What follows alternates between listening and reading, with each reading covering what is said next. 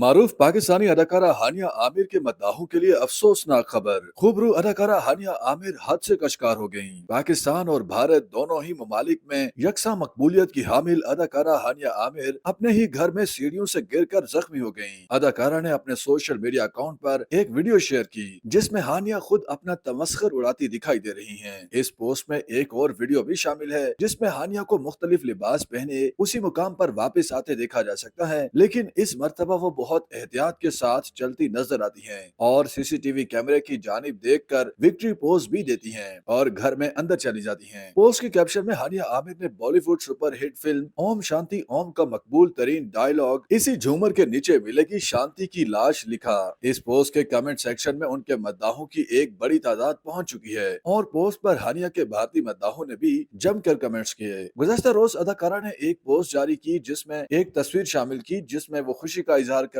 गुलकारा यशल शाहिद के कंधे पर बैठी हुई हैं, जबकि एक वीडियो में वो शाहरुख खान की रवा माह रिलीज होने वाली ब्लॉकबस्टर फिल्म जवान के गाने चलिया पर रक्स करती हुई नजर आती थी।